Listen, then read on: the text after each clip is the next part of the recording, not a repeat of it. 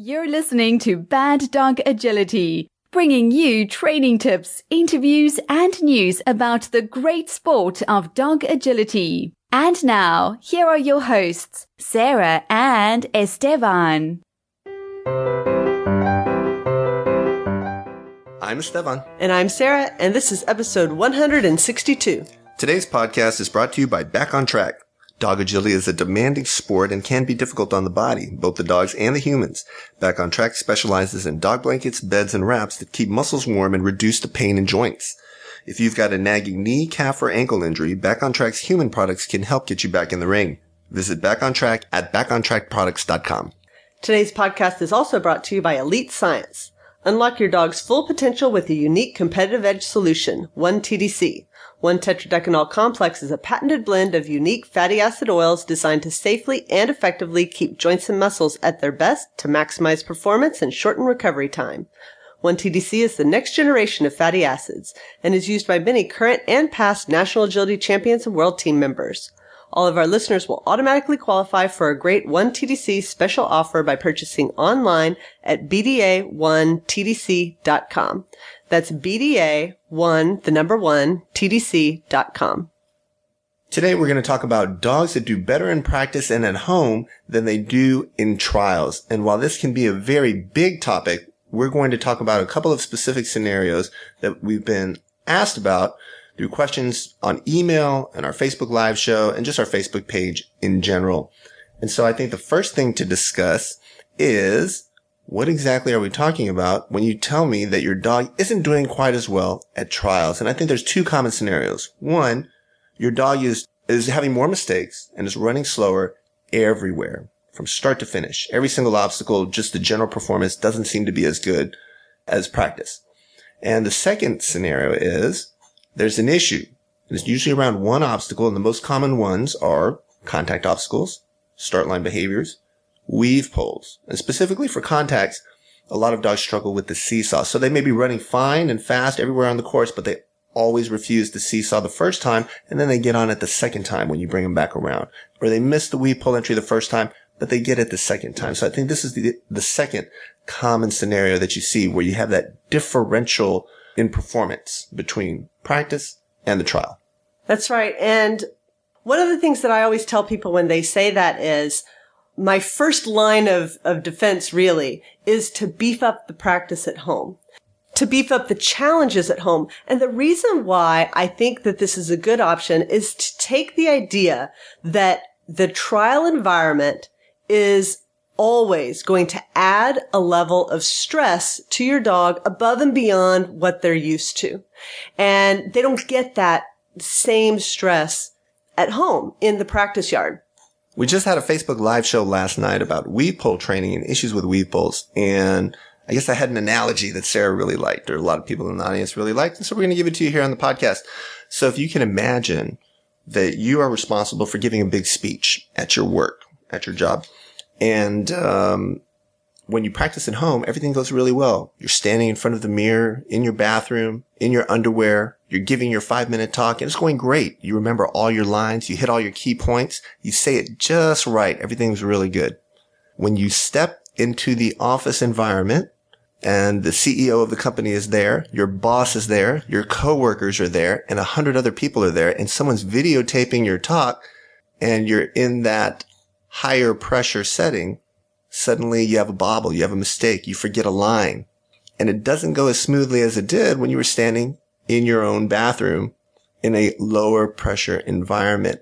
So what I like to say is, you're a human, right? Capable of rational thought.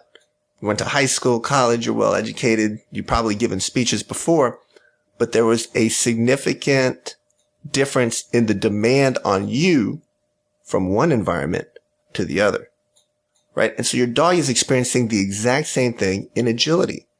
When they practice in your backyard, when they practice at your home field, or wherever you attend your weekly classes, they're comfortable there. They're familiar with that environment. There are fewer dogs. It's less noisy. Little kids aren't running around with hot dogs ringside, right? There aren't all these strangers. It's part of their routine. And so dogs are going to be more comfortable in that setting, just like you were at home. Now suddenly you take them to a trial environment where there's many more dogs, many more distractions, they might struggle. And so this kind of gives you a clue as to what the answer is. And the answer for you is to spend more time practicing and not just go from your bathroom by yourself straight to your speech. What would you like to do? Well, now let's give the talk in a different part of the house. In the living room and on the couch, you'll have your family. You're going to give the talk to your family. That's going to make you a little nervous. Now, maybe you're going to give it in front of your 2 or 3 best friends at work during your lunch break. So now you're giving it in a third setting, in the office environment, in front of a different group of people that you're not as familiar with. You know, they're your coworkers, but not your immediate family. And so by getting that stepwise proofing, now we're into proofing, we are proofing your speech, you're going to see an improvement in your final performance. And those are the steps I think that a lot of people are missing with their dogs. And so this is what Sarah is speaking to when she says, you need more practice. And not only do you need more practice, but I think that if you add challenges at home, challenges maybe even above and beyond what you're going to see in the ring, I think what that does is it allows you to add some stress to your home environment and let your dog work through how to work in that higher stress state. And then you're going to replace the stress of the additional challenges that you had when you were working at home. And you were going to replace that with easier challenges, but the stress of being in the ring. So the analogy that I like to use is your dog may be doing things fine at home, but they may actually be just under the stress level where they're able to perform. And when you add that little bit of stress from being in a trial, it puts them just over the stress level at which they can perform. So if you think about if you had 2 glasses of water sitting on a table, but the glasses are not see-through, so you don't know how much water is in each one. And you take a pitcher of water and you're going to pour some water into each of these glasses. Well, if there was a glass that was half full, you'd be able to pour water for quite a while before you overflowed the glass. If you had a glass that was all the way to the top, that very first drop of water, the whole thing would spill over. That's your dog, and that's their stress level that they're feeling in the practice ring. And you don't know what that stress level is. You don't know if your dog is half full or if they're right up there at the top. But if we push our dogs in practice, if we add those challenges in practice, then we're going to make them a half empty cup. We're going to give them room to accept some stress from the trial environment and still be able to function. And so I think this idea of more practice and more challenges and building up your dog's confidence and building up the amount of stress that they're able to deal with is a great strategy for people whose dogs are, like you said, slowing down, making specific mistakes, and some dogs even that get over aroused and can't function. We're just going to take that back to the practice field and work on it there. And this is a great answer for everybody because there's not very many solutions that you have inside the trial ring. So to have a solution outside the trial ring in your home environment, this is a good first step. So let me be specific. Let's say you're working on weave pulls. And in most trial situations, the hardest weave pull entry is maybe 45 degrees for you. Okay. The venue that you compete in. So in practice, I want to be able to go all the way to say 90-degree entries and make sure that my dog is consistently getting those 90-degree entries. Not only that, while the dog is getting in the 90-degree entries, I want a couple toys lying on the ground around the weave pulls. That certainly won't be at a trial. Just 2 or 3 feet away. And so that'll make it very difficult for the dog. And then if your dog doesn't like people around or judges around, I would do this part very gradually, but you might have 2 or 3 people standing kind of close by while the dog is weaving. One of those people might be clapping their hands. One of those people may be twirling a large tug toy. That's visually distracting. I will throw a ball across the dog's line of sight while they're weaving or exiting the weave pulls or coming off of a contact to see if they can get in that 2-on-2-off position if they see a ball fired out in front of them, or will they just run off and chase the ball? That's a high level of proofing. So it's not enough, in my opinion, just to say, well, I'm going to do 45-degree entries because that's what I'm going to see in trials.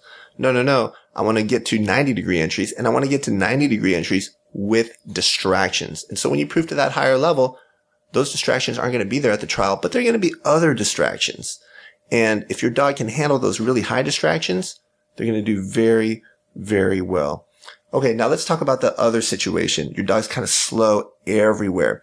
So in those situations, I think maybe practicing more can be very, very helpful, but may not be the entire answer, because when a dog has a globally slower performance, I tend to think it's a little more stress/anxiety related, maybe related to the show site. And for those dogs in that situation, the first thing I like to do is put them at ease. So if you think about it, how do you put someone at ease in your own house, right? So you come home from work. You've had a long day at work.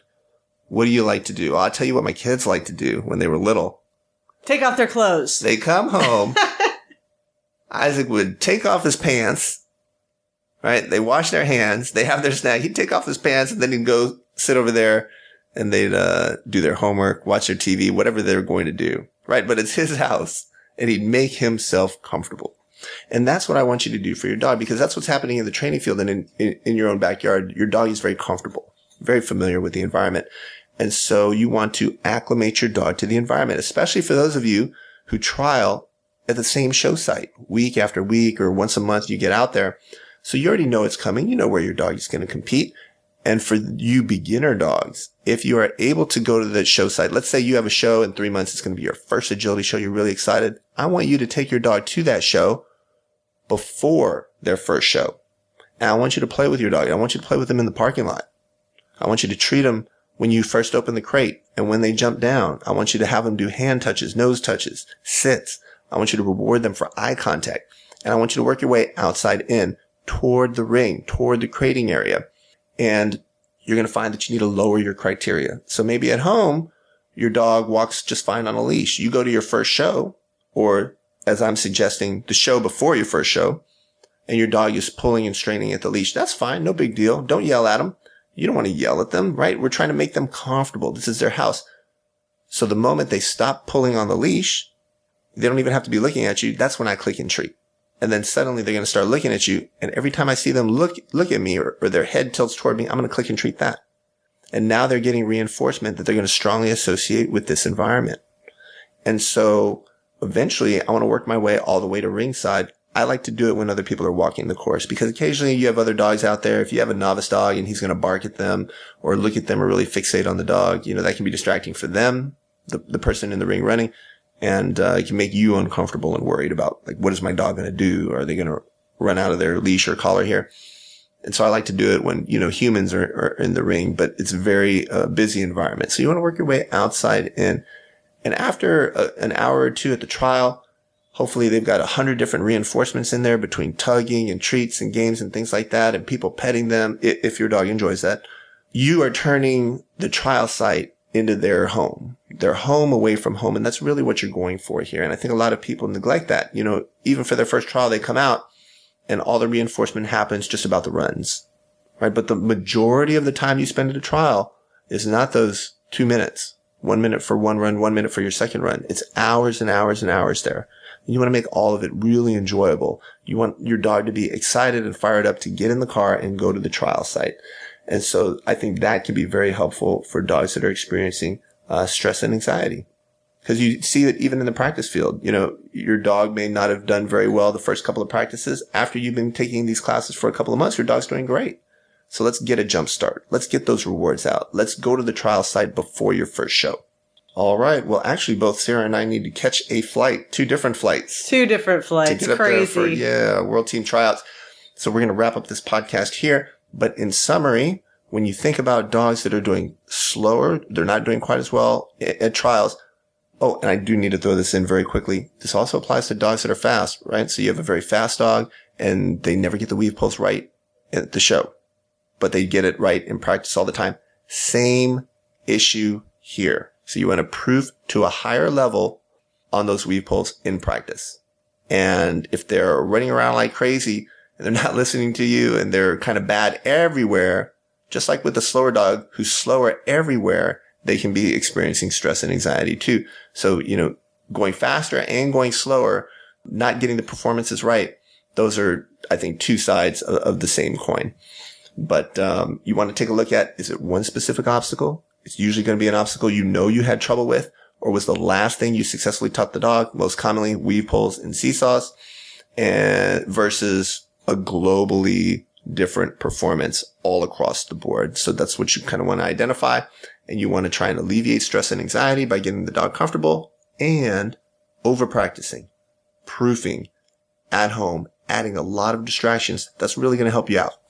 All right. Well, that's it for this week's podcast. We'd like to thank our sponsors, Elite Science and Back on Track, and also Brilliant Canine. Brilliant Canine is the ergonomic harness of choice for top professionals, including multiple world team members. People are raving about the new speed buckle that makes easy on, easy off faster than ever. The Brilliant Canine harness keeps pressure off your dog's sensitive neck, comes in 18 sizes and 22 colors and patterns, each with adjustable chest and belly straps, ensuring the perfect fit. Visit brilliantcanine.com. That's brilliant9.com. Happy training!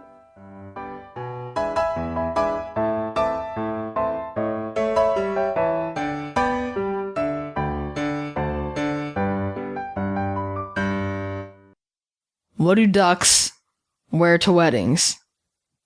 Tuxedos.